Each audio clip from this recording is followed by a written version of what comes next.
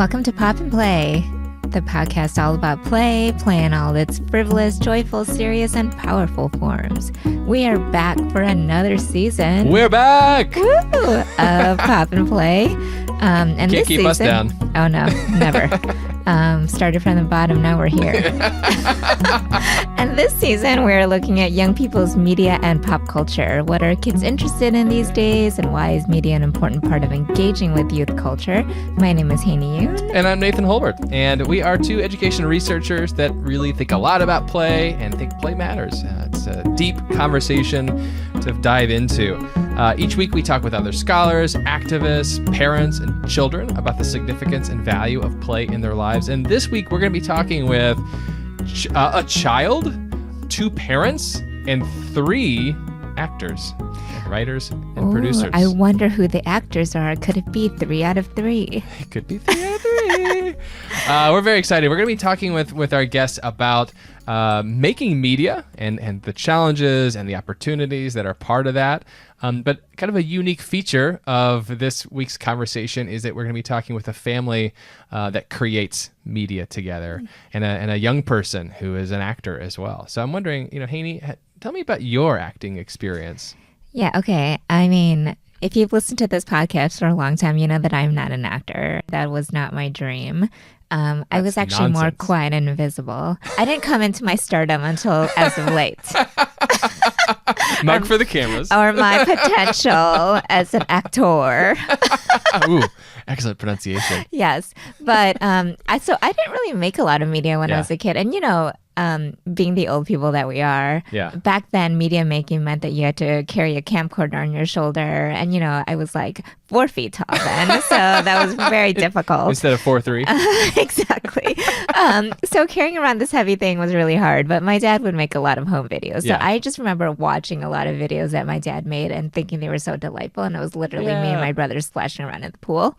Delightful. That sounds delightful. But I didn't act. But my guess is that you, Nathan Holbert, is quite the attention person that would want to make these things. So do you have experience making media as a young person? A little bit, but not as much as you might imagine. So first of all, we never owned a camcorder. Oh, yikes. Sorry. Ever. So privileged. I'm privileged. Yeah, but yes. But we did have, I do remember distinctly that we had kind of like a stereo system in the living room that you could plug in microphones into, and you could record to a tape, yourself talking on these microphones. So my sister and I have an older sister, and we would do In the News. It was... Wait, so you were a podcaster before podcasting was a thing? We might have invented podcasting.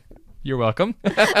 Also, I'm sorry. But yeah, she and I would we'd plug in the microphones and we would do our little In the News segment, and it was just us talking about like what we did that day. And we talked about it very seriously, as if it really mattered. Breaking news. And then like she'd pass to me to sing a song or something, so then I'd sing a song and we'd pass back and forth. Oh, so you had your like own variety show.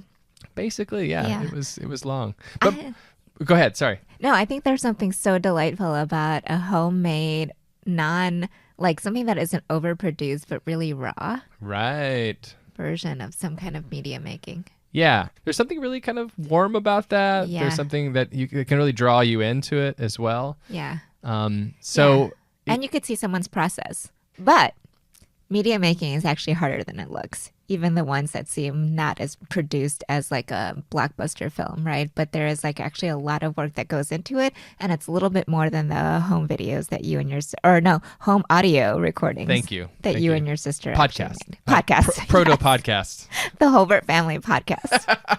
Yeah, a lot of work, and the extent of the work and the extent of the time and the extent of the talent that gets brought into the production of videos and movies and television shows, and yes, podcasts too, can be quite a lot. And so I'm excited to talk to our guests who have not only that talent, but also the experience of doing that and finding out kind of what does it actually take to create a piece of media and put it out there in the world. Yep. So let's talk to a family that really knows what they're doing. Let's do it.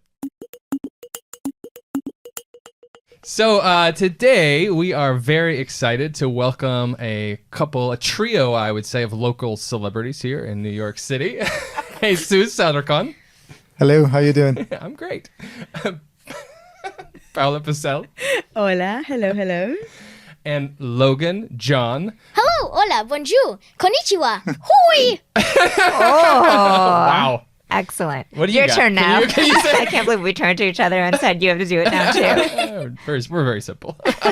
We're excited to have the three of you here. You are collectively the stars, the producers, the directors of the series EcoLeaders, a new TV series that can be found on YouTube as part of the BronxNet television. You got puppets in this show. You got kids. You got robots. You got community leaders. You got all of it, and it's all focused on environmental issues in the Bronx, right? That is correct. Yes. Everything that you said is true. It sounds to me like a children's Terminator. Is that Kinda. approximately right? Robots from the future, environmental issues. No, Please, no. Jesus, let us know. Well, correct me. Well, Tell us no, about the no. summary of the show. It's you're pretty much on the money. The thing is that the idea comes from this kids that come from the future, from the alternate universe of 2088, wherein Earth has gone to waste because of not taking care properly of the environmental issues that we have. So they've been sent to the past, to our present day, to figure out what's the stuff that happened, what went wrong. And in that way, we're showing to our audience like what could be done to prevent this future from happening. And eventually the EcoLeaders could go back to a better time once they achieve their mission. Basically, that's it. Okay, that was And find Sarah Connor, of course. and find and kill Save someone the in the future. past. Or Yeah, whatever. it's something. Whatever. That's season 2. We'll get to that. Yes, exactly. We'll figure it out. Well, we are excited to have you here to talk to you about how you made the show, kind of how you think about children's media. Before we though dive into the serious things, we've already got into a little serious stuff when we talked about Terminator and all. But before we really get into it, we always like to play a little game to sort of loosen ourselves up. And we have a simple game for you guys today. I'm going to give you like a scenario or a situation or maybe like a personality type, and you are each going to collectively, I guess each of you will individually say, but you're going to collectively answer who in your family that's appropriate for. Right? Okay. So let me give you a simple one to start with. So in your family, who is the most likely to eat an entire bag of chips in one setting? I would say Pedro. no. In your family, in this Just- this family, goodness, I'll say Logan too. People are Yes, pointing I'm at gonna each say other. Logan. Yes, Logan. Sorry. Not me. Can I make a suggestion to spice it up? Sure, let's Yeah, add some sure. spice. So I think you should say your scenario, give them like a couple seconds to think, Okay. and on the count of 3, you all have to say one person's name. Okay. Okay, Oh, okay, my. okay, Okay, are you going to be Cool. the countdown clock? Yes, I will do this. Okay. okay. Okay. Add a little spice. Yes. Okay. So that was a warm up. Let's All right. start Okay. getting into it here. Okay. So who in your family then is the most likely to do something dangerous just because they know they should not be doing the dangerous thing? Jesus. Me. Perfect. Is it because you've been known to do the dangerous thing? I'm an explorer. So yeah, Nice. He's a more daring. pushing the boundaries. Yeah. Very good. But why? Why I shouldn't go there? Oh, that's why. That's why. That's why. Okay. Who in your family is the Psyduck? I need. I know. The stressful one that gets stressed out. Yeah, this stressful Pokemon that explodes from anxiety. Okay, I'm so glad you explained that to us, Logan. Yeah. I was like, Well, I what was locked eyes with him 'cause I what knew is Logan a knew. side duck was my first. I would not be able to answer this. So it's the person that's most likely to get stressed out. Yes. Okay. 1, 2, 3. Paola. Me. I love it when there's consensus. I know, I love the consensus too. It was either they had more time to think about it or it was just very obvious. We had to debate really for a obvious. second. Okay, who in the family is always wanting to light stuff on fire? Okay. 1, 2, 3. Jesus. Me. Oh my goodness. We got a pair of I'm in fire starters danger. here. Paula's in a very precarious situation because the other two want to light things on fire. That doesn't help my stress at all. It In explains it. Minecraft. It's the best. All right, last one. Who in your family is plotting revenge right now? Mom. Mom and Logan. Oh, Mom and Logan. Okay. Logan, you're everything. I'm not a concern. What's going on here? I'm plotting revenge, but I will never do it. Oh, okay. Just doing it in your mind and Minecraft. Exactly. Actually, I like to plot revenge in my mind a lot, too. Honestly, that's way better than getting revenge in the real world, right? Yeah. Just gonna Sure. work through it Exactly. and then move That's on. how you work, is to plot revenge. But I wonder how it would feel if you actually went through it. Oh. Stay tuned for our season 6 true crime podcast. Right? Well, thank you for playing that short game with us. It helped Yay. us get to know you a little bit, get a sense of like what you know about each other, who's actually an actual danger to us in the studio here. It's good. This is good. I hope you have the extinguisher like really close by. So one of the things we really were excited to talk to you about as we got a chance to watch EcoLeaders and thoroughly enjoyed each of those episodes. And when Haney and I were talking about this, we're like, oh, we got to get him on the podcast to talk about the media, how they make the media. Haney's like, we got to see Citizen Jeff. I'm a huge fan. But we wanted to hear kind of how you make this kind of media. Tell us a little bit about sort of how it came about and how you think about it.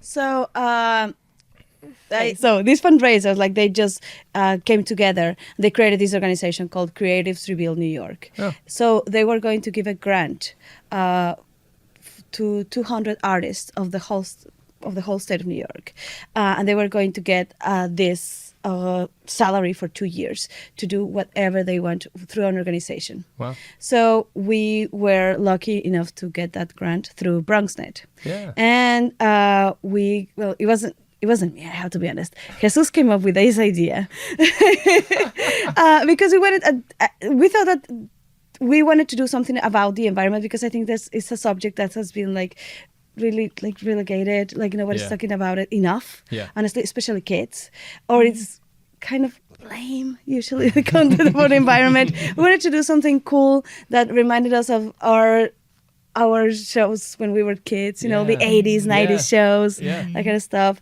And so he was just like, we were talking and he was like, okay, what about like these 3 characters? And one of them is called JB8 and another one, Cardi G. Gee.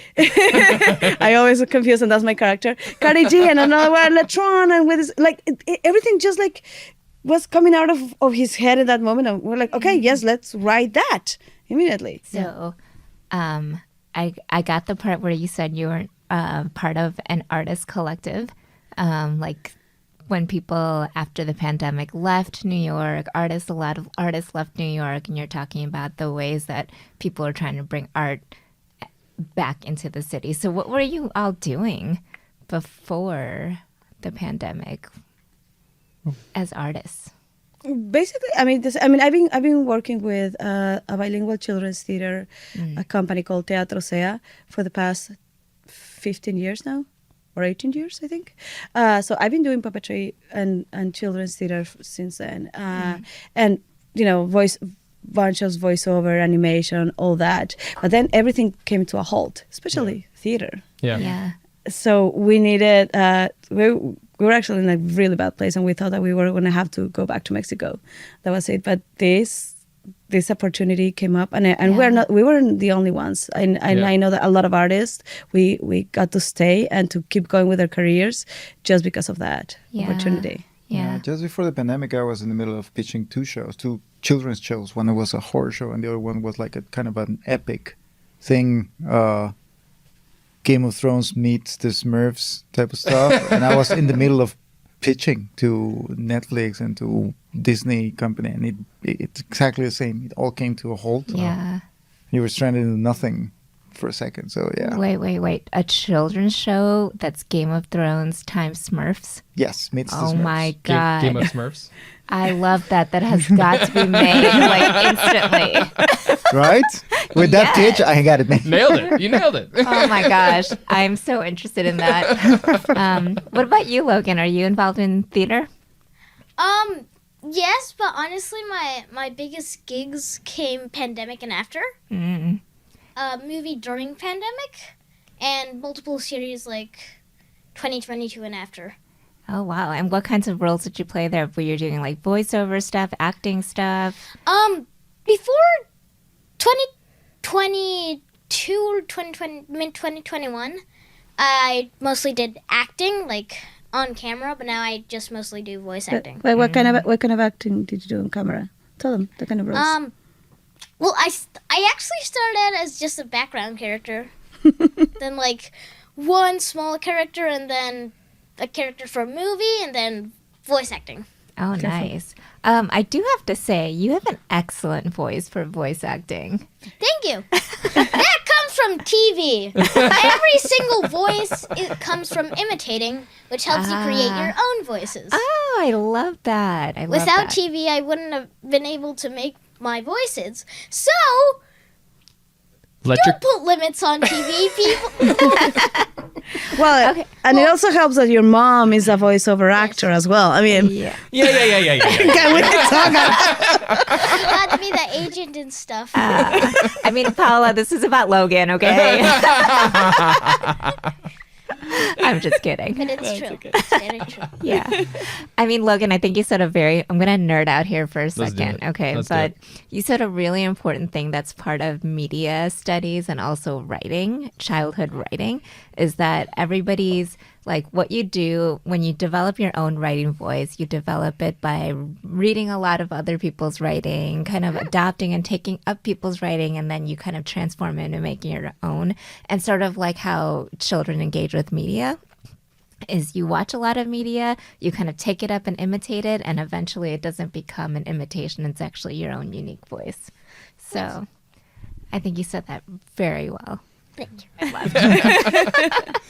So I'm curious about the puppets. So, Paula, you mentioned you've been doing children's theater. You've been working with puppetry for a while. And Jesus, you're apparently making a game of Smurfs. You've been thinking about puppets as well. I'm curious, the three of you, like, why puppets?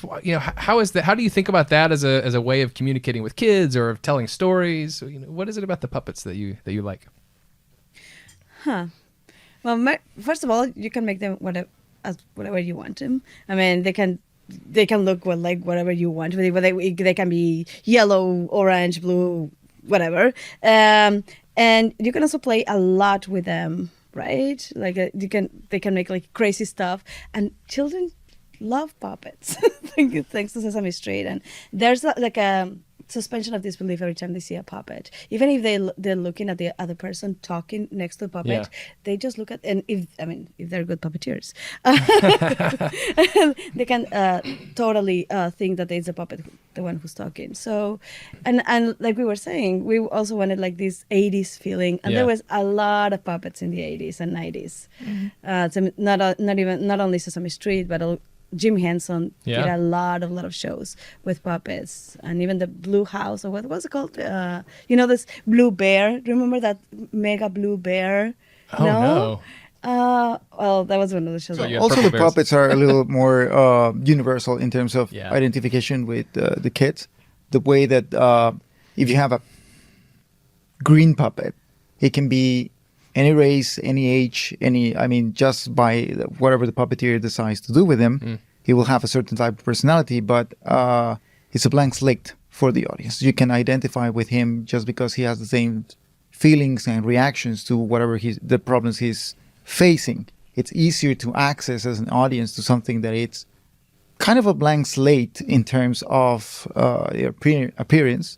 And that's why I think we love working with puppets. This is my first time working in television with puppets. It's been a learning curve because it was not as easy as we thought it would be.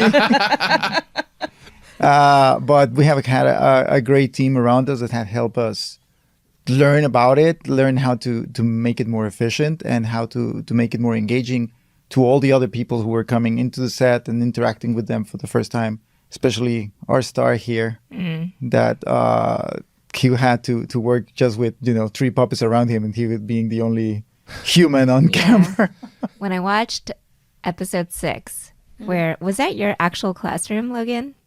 Oh no. Oh, it was a different It was a classroom. random. I was in 4th grade. Yeah. That was like a 2nd grade class, right? It was a 2nd grade class. Yeah, it was one of the community elementary schools from the Bronx. Oh, cool. Bronx that has a really good connection with them. Yeah. And they allowed us. That group was the first one to actually watch EcoLeaders.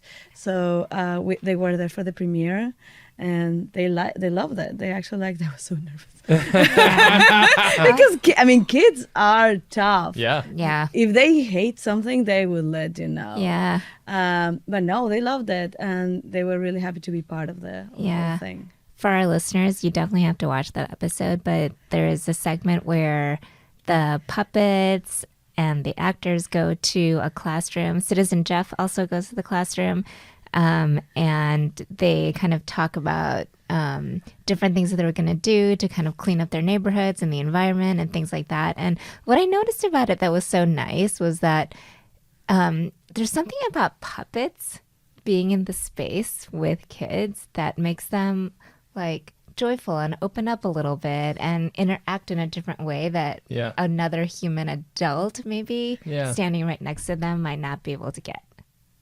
Definitely. And what I was saying before about this thing of the kids looking at the puppet and not looking at the adult, because they were totally looking at me. I mean, I was in front of them with the puppet, talking to them, and they weren't looking to the puppet. They were looking to Cardi the whole time. And even if I was changing my voice to do this voice and then to go to Cardi, and they were super happy anyway. I mean, they were just looking at her the entire time. Yeah.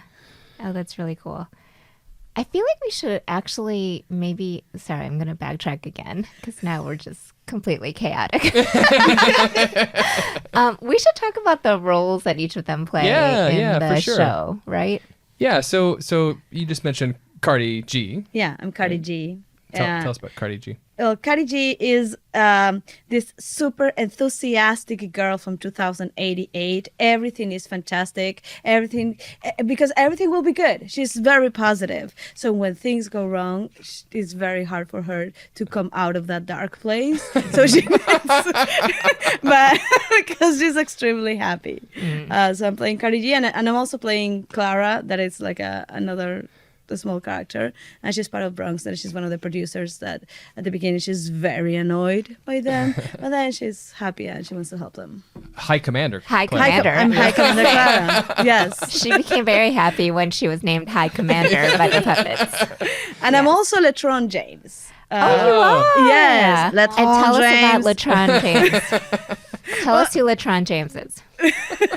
Latron James is basically the robot. He's the robot companion, and he helps them to. He's a he, right? It's an 18th generation AI. Yes. It's an 18th generation AI. Sorry. He's made of recyclable items, and he helps them, to gather all the information and do the transmission to the future to Professor Fossil. ¿Qué pasó, Logan? Can I say a side comment? Yes. Yeah. About Latron? Yeah, Yes. tell us. He also falls apart every 5 seconds and is very hard to fix. 18th generation. He's been around a while. Tell us about Citizen Jeff. Well, he's just a regular kid who has friends from the future. People don't believe him, but it's actually true. And stuff like that. Also, he is now the official owner of the TTT. What's That the means, TTT? The Thought Travel Transporter. There you go. Ooh. Which means he can teleport to any place he's seen or been. I actually have a version of the TTT. Like the light. You have it at home? Yeah. Yeah. I could use one of those. Very cool. I'd like to transport wherever I can think. That's a handy tool to have. And Jeff meets them because his brother works at Bronxted, so he's around all the We time. never see the brother though. And we never see the brother. He is the camera. Maybe. Because he's a I cameraman. don't think we see the mother either, right? No. We hear the mother a lot, but never see the mother. No. No, That's why and they make the ghost joke. That's budget problems. Yeah. So speaking of budget problems, Jesus, tell us about your role. I'm the writer director of most of the episodes. So yeah, this is my brainchild, I guess. You also act in at least one episode, I know. 2. I told you, budget problems.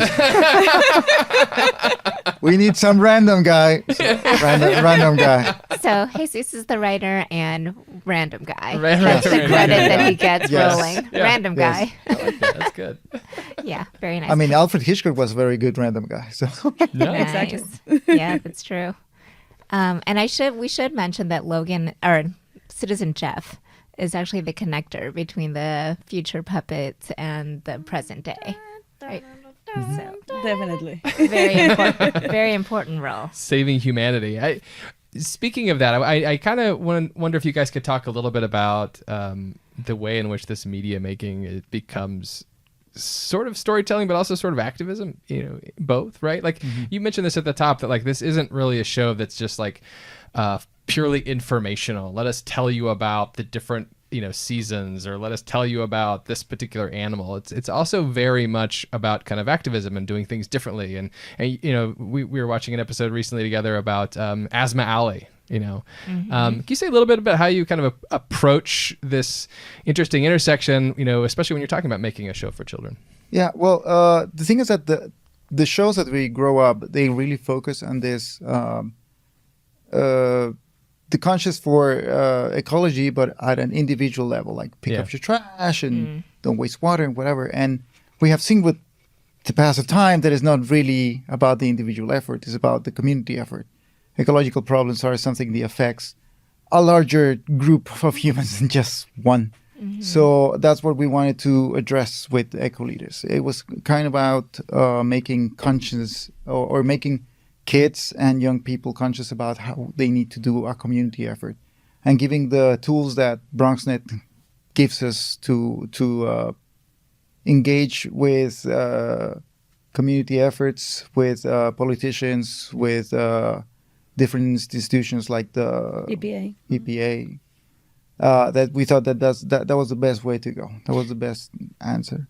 And also, while we were doing research for the show, we didn't know actually what was going on in the Bronx. Yeah. And the asthma alley is a huge problem. Yeah. And it's affecting children. Like asthma alley is like this section of the Bronx, basically, where highways converge. In the same part. And also there's like a bunch of industries, but like parking lots of USPS. Well, and the delivery hubs, like there's like 4 or 5 companies FedEx, that have their UPS. delivery hubs right there in the middle of the Bronx. So the levels of contamination are through the roof. And the thing is that there's a lot of people who live actually there in the middle of this intersection, which makes the kids who live in those living complexes even they're more at risk. Is the part in the whole nation that has the highest level The highest ratio of asthma, yeah. Wow. For kids, and that makes them to miss school a lot, of course, to be sick. All the emergency rooms are always like at full capacity because of this problem. So it's amazing that no one is doing anything. Yeah. So we wanted to, like, I mean, I think that honestly that started when with the Black Lives Matter movement, and Logan was like, what? How old were you? 5 or 6. Yeah. And we didn't want to hide all what was going on in the world. Yeah. So we had all these conversations with him, and I saw that there was a chance, I mean, for kids to get involved, even if they're young. Like we feel that we don't have to like put our kids in a bubble. Yeah. That they should know what's going on around them, and they are, as kids, they can do something about it. They can write letters. They can, they can also go to the protest. I mean, with their parents, we can do like a peaceful protest or something like that. But they can involve since they're very young to actually make changes in their community, because you can start in your own community to actually to make a change in larger capacity. I really love that. I mean, I bringing up the Black Lives Matter protests that were here, happening all over the nation, but we're happening a lot here in our neighborhoods. And I also remember that feeling of like, you have this, there's part of you that has this temptation, like, oh, there's these adult things that are happening, and we got to kind of like, adult stuff goes over here and stuff for kids goes over there. But like, that's obviously kind of absurd, right? And the only way for us to sort of raise children or build communities or support young people in being adults that can think about these issues, can challenge these issues, and can make impacts on these things is to be aware of them and to have conversations about them. They're, so I love that you bring that up. I mean, I think that's such a challenging thing as a parent to recognize, is that it's important to talk about these tough, real world issues that are happening around us and not to try to hide those off. And going back to Sesame Street and Mr. Rogers, I mean, they talk about those issues. Yeah. I think it's in the 2000s, like after 9/11, I would say that parents started trying to like hide those issues to their kids because they wanted a more happier childhood. Right. And honestly, it's in my opinion as a parent, for at least for my kid, I want him to know what's going on around him. So start build this consciousness. Yeah, it's like asking kids to be engaged citizens because they can be, Yeah. right? Thank you. Versus, Beautiful. versus like, oh, you're supposed to be sitting there just doing nothing, right? Because you don't Yeah. really understand. And so I think that's the nice thing about even the show, right? Is that Citizen Jeff is an engaged citizen and he's called Citizen Jeff, right? Which I think is such a nice way to kind of phrase and already give agency to a child, right? To a kid in that community space. I'm thinking about, I'm also thinking about, what am I thinking about? Oh yeah. Okay. So I'm thinking about the balance between engaging children's sense of civic agency, right? And then also engaging and having respect for the things that kids really like and love, right? Which Right. is fun, which is a story, which Right. I feel like sometimes we kind of try to separate those two things, right? Like this show is supposed to be a fun show where maybe it's going to be like, remember like Pee-wee's Playhouse, right? It's just going to be like chaos and everything because we know that kids like that. But then this is going to be an informative National Geographic Right, yeah. show where we're going to teach kids something, right? And I feel like your show is intentionally trying to blur those boundaries, right? And do two of those things together. So can you talk about like how you decided on these storylines and how you kind of brought that together? Jesus, everybody's pointing at you. Yeah, because I mean, he wrote. Well, the idea is that the best narratives, the best dramas that you can do, it's as long as the stakes are high. So and kids respond very well to that, and that's if you put that something is really important and the stakes are high, and this is how you can learn and this is how you can help, they will get engaged right away. If you're just giving information for the sake of giving information, it's really boring. And the point, because it's like, okay, Let me write this that's, down. Hang on. he's like, that's great, but that's how, I don't know how that's going to affect me or how it's going to affect my life. Yeah. And because it's so high stakes for them, the whole future depends on them, on their solving these problems and finding what happened. Then the kids are engaged in that idea. So Yeah. every episode, even if it's small in like how does energy work, they know that the stakes are high for these puppets. And because they identify with puppets and the stakes are high, then they are willing to learn what are the causes and what are the solutions that they can get. But I think that's where we try to engage with that. It's like, okay, let's try to make this really important for the EcoLeaders. So our audience will know that this is really important.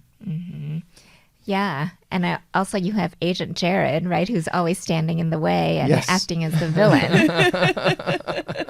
So I that's- think that adds a element of surprise Jared? and obstacle. Yes. Yeah. Yeah.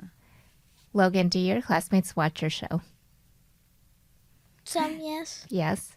And what is their feedback? I haven't heard or asked.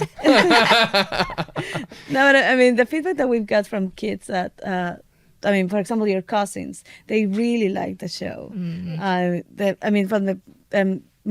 even your kids, Yeah, like yeah. Maisie and Yeah, Emerson, Maisie and that they Emerson watch love it. Your cousins are like 5 and 3, and they really liked it. They were kind of actually starstruck with seeing Logan, like, oh, wow, Citizen Jeff. I mean, I'm starstruck. Yeah. In general. Yeah. So maybe parallel question, Logan. So think about the shows that you like right now. What is appealing to it? Because we want to ask you because you're someone that stars in a show that is creating an opportunity for kids to engage with a very serious topic, but then also engaging with humor and comedy and, villains and all of that, which I think is really hard to do. So what's appealing to you in how other people might do that? You could even talk about a show you like. A lot of things that are appealing to me. Action, adventure, mystery, drama, sci-fi. Mostly anything that contains suspense. Yes. Or mostly, honestly, it might sound a bit basic, but it actually is true. Things exploding. Back to Every the good fire. show, there's at least one thing that explodes. Or like falls apart. No, I can't actually disagree with that. serious. I can't disagree with that.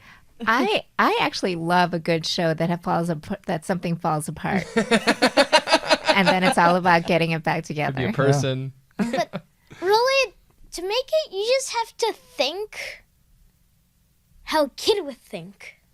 Oh, And put your head into it. Well, put more of your heart into it, actually. Your head is for, like, the commas and the literature, the what's it called? grammar. Yeah, the grammar and stuff. But the idea comes from your heart. Oh, Well, and brain. yeah. Your heart, though, of what the things you like implementing with what kids like.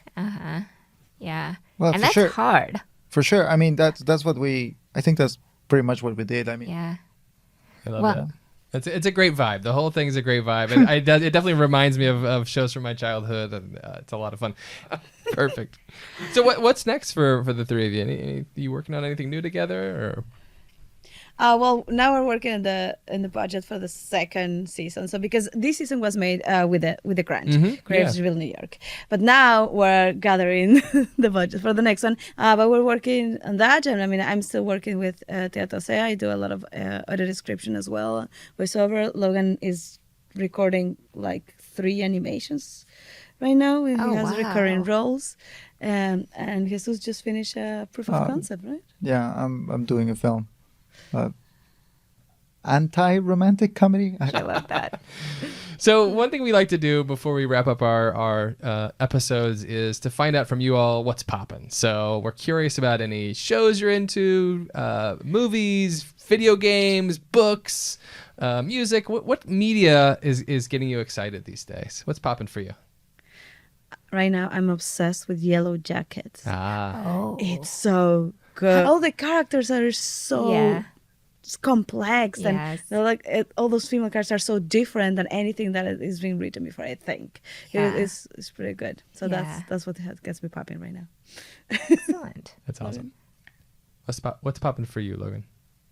This is a long list. Okay. Just to prepare you. Okay. All right, Prepared. Amphibia, comfortable. Owl House, Bluey, Right now, Cricket. Right now? What? No, right now. Cricket Green, Bluey, Pokemon Horizons, Pokemon Violet, Pokemon, what's it called? Unite, Pokemon Quest. I Wait, think what he are might. these? Are these Oh, actual Pokemon. books? Are they No, books or they're cards? TV show. I think he TV might be shows? sneaking more Shows and TV time that games. that we want. Nice. Awesome. yeah. And also Wonder I had just finished. Very good because mostly because it changes perspectives. Oh, cool. That's awesome. It's a good book. Is that if you could recommend one thing to the young listeners of the podcast, would it be Wonder, or would it be something different? Another thing. What What? would that be? Everyone get a Nintendo Switch. Sold. Now you have a new sponsor. Yeah, right. Nintendo, if you're listening. Jesus, what about for you? Damn, there's so much. We're really loving the whole family is loving Agatha All Along. I think it's Oh, great. yeah, that's a great one. It's Um, really good. I love this animation for adults. I'm sorry. That's called Twilight of the Gods on Netflix. It's really, really good. Horror movie, The Substance. Go see it. Oh, It's yeah. really scary. Oh. And but just for research purposes for the season 2 of EcoLeaders, I made these guys start watching Doctor Who. They're loving it too. Oh my So- gosh. Okay. yeah. Also great. I'm so glad you said that because EcoLeaders kind of has a Doctor Who-esque quality to it. Yes. Thank you. Yes. That means so much to us. That's great. It does. Now that you just said that, I was like, yes, it definitely has that quality. All the screaming and running frantically. Just the aesthetic of it too. Yeah. Yes. Well, thank you all for being here. Paula, Jesus, Logan, thank you for joining us today and hanging out with us and talking to us about EcoLeaders. Hopefully people have a chance to check it out. We'll link to it in the show notes. So. Thank you. Yay. Thank you for having Thank us. you. It Of was course. a blast. Thank you. Bye.